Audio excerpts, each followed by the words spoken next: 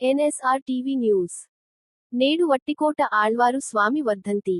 తెలంగాణ నవలా సాహిత్యానికి ఆద్యులు, ప్రజల మనిషి, తో 1930 నుండి 1940 నాటి తెలంగాణ జీవితాన్ని చిత్రించిన సాహితీ స్రష్ట, గ్రంథాలయ ఉద్యమాన్ని తెలంగాణ పల్లెలకు చేర్చిన వైతాళికులు వట్టికోట ఆళ్వారు స్వామి.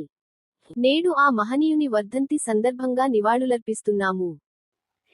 ఈ 13 నెలల కాలంలోనే కాంగ్రెస్ ప్రభుత్వము సాధించినటువంటి విజయాలు చాలా ఉన్నాయి.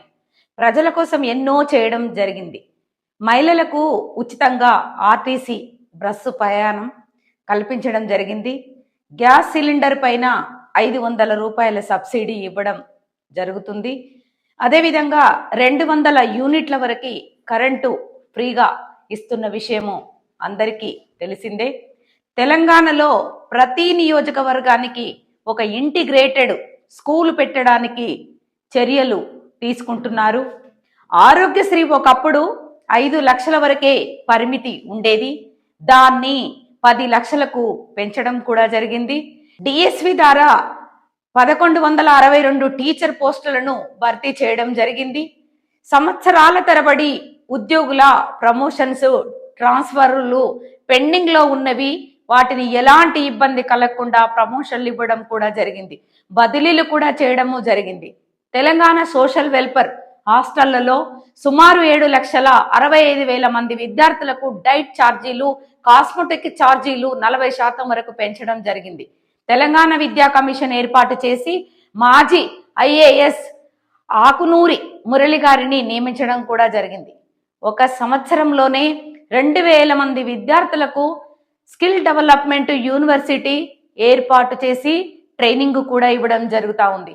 భవిష్యత్తులో ప్రతి సంవత్సరం 20,000 మంది యువతకు రకరకాల 17 కోర్సులలో ట్రైనింగ్లు కూడా ఇవ్వబోతున్నాము. ఈ సంవత్సరం గణనీయంగా విద్యా అభివృద్ధి కోసం 11.25% బడ్జెట్ను కూడా పెంచడం జరిగింది. ఈ ఒక్క సంవత్సర కాలంలోనే కొత్తగా 8 మెడికల్ కాలేజీలకు పర్మిషన్లు కూడా తీసుకురావడం జరిగింది. తీసుకురావడం వలన 400 MBBS సీట్లు పెరిగినాయి. వైద్య రంగంలో 7,700 ఉద్యోగులను నియమించడం కూడా జరిగింది. ఇందులో 700 మంది స్టాఫ్ నర్సులు ఉన్నారు. కొత్తగా 200 అంబులెన్సీలను తీసుకురావడం కూడా జరిగింది. దావోస్ లాంటి ఇతర కంట్రీల నుండి సుమారు 1,70,000 కోట్ల పెట్టుబడులకు ఒప్పందాలు కుదిరించుకురావడం కూడా జరుగుతూ ఉంది. ఆహార కల్తీ జరగడం వలన ప్రజలు అనారోగ్యాలకు గురి అవుతున్నారని వివిధ సంస్థ పైన దాడులు చేసి 500 కేసులు బుక్ చేయడము మీ అందరికీ తెలిసిందే. కేవలము ఈ ఒక్క సంవత్సరంలోనే 55,000 మందిని ప్రభుత్వ ఉద్యోగులుగా నియమించడము ఒక చరిత్రగా చెప్పుకోవచ్చు. 25 లక్షల మంది రైతులకు 22,000 కోట్ల రూపాయల రుణమాఫీని చేయడం కూడా జరిగింది. రైతు భరోసా మొదలైంది. రైతులకు ఎన్నడూ లేని విధంగా ప్రతి క్వింటాకు 500 రూపాయలు అదనంగా బోనస్ ఇవ్వటం కూడా జరుగుతుంది. ఇంతకు ముందు ఏ ప్రభుత్వం కూడా రైతులను ఈ విధంగా ఆదుకున్నటువంటి దాఖలాలు లేవు.